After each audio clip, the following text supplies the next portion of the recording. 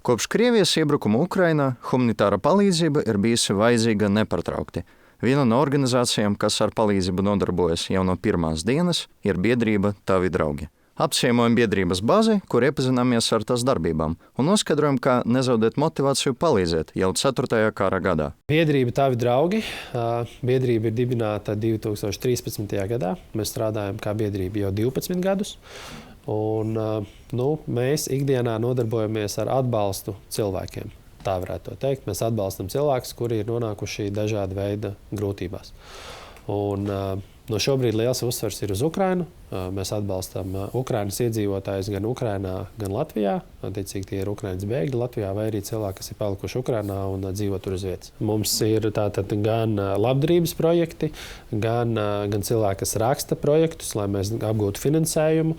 Mums ir dažādi sociālie biznesi, attiecīgi, kur cilvēki nodarbojas ar to, lai iegūtu līdzekļus mūsu projektu īstenošanai, bet mums ir arī brīvprātīgo vairākas tādas kopienas, vairākas mazās komandas, kuras organizē attiecīgi dažādus projektus, kā piemēram tīklu pīšana, maskēšanās tīkli, ļoti vajadzīgs produkts Ukrainai. Ir vesela atsevišķa brīvprātīgo komanda, kas nodarbojas tikai ar šo tīklu pīšanu.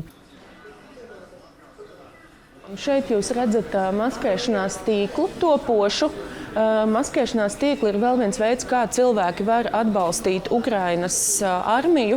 Tātad tīkli top pēc armijas daļu pasūtījuma, atbilstoši viņu vajadzībām speciālā tehnikā, kas nav nemaz tik viegla, kas ir jāapgūst no speciāla materiāla, flizelīna, kas ir viegls, nedegošs, ātri žūstošs, un ar to tātad var apklāt vajadzīgo tehniku. Šeit jūs redzat ziemas krāsā pītu tīklu, kas ir piemērots šiem laikapstākļiem, bet tīkli var būt arī vasaras, rudens toņos, piemērot arī attiecīgā reģiona ģeogrāfijai un specifikai. Biedrība jau vairākus gadus regulāri gan nogādā Ukraina humanitāro palīdzību, gan nodrošina civiliedzīvotāju evakuāciju no kara zonām. Taču, kā saka Ulvis, katrā braucienā pastāv arī lieli riski. Tur ļoti, ļoti aktīvs pašās pirmajās dienās bija milzīgs cilvēku tirniecības draudi, saucamais human trafficking. Jo tie cilvēki, kas ir tendēti uz šādiem noziedzīgām darbībām, viņi izmantoja to iespēju, jo bija liels apjukums. Kaut kādā ziņā riski tur pastāvēja visiem, jo tā situācija bija tāda absolūtākais krīzes menedžments. Tie bija pilnīgi sveši cilvēki, latviešu brīvprātīgie, kas aizbrauc uz Ukrainu. Mēs vienmēr centāmies sūtīt vienā mašīnā 2 cilvēkus, lai tomēr būtu drošāk.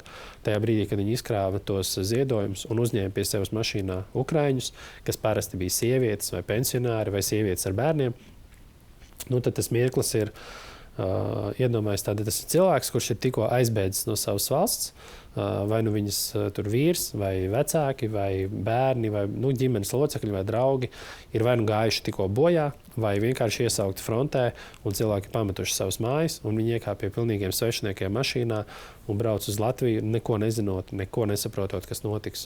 Tas bija ļoti, ļoti satraucošs tāds laiks. Kā jebkurā noliktavā preces tiek grupētas, piemēram, armijai, Latvijai, tiek sapakots uz paletēm un tad attiecīgi tiek nogādāts Ukrainā vai ar fūrēm, vai ar busiņiem. Šeit jūs varat redzēt, plaukti ir pilni, plaukti ir tukši, ziedojumi ir vajadzīgi vienmēr. Gan pārtika, gan cita veida preces, higienas preces. Tagad mums ir akcija Ukrainas armijas atbalstam siltums, kas ir tieši karavīriem augstums ir vēl viens ienaidnieks. Tad mēs lūdzam ziedot zeķes, cimdus, ķīmiskos sildītājus, tādas lietas, medikamentus, pretsaukstēšanās zāles.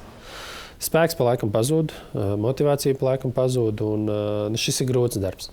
Šis tiešām ir gan fiziski, gan emocionāli grūts darbs, jo šeit nav iespējams nomērīt darba laiku.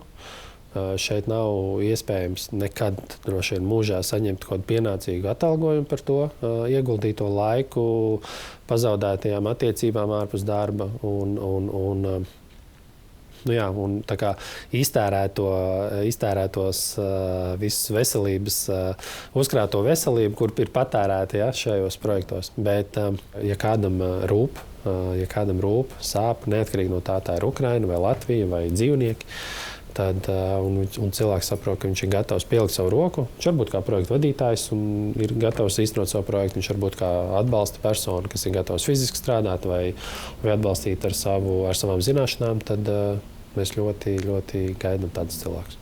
Roberts Bajārs, Kristians Lučmlis, Latvijas Universitātes ekonomikas un sociālo zinātņu fakultāte.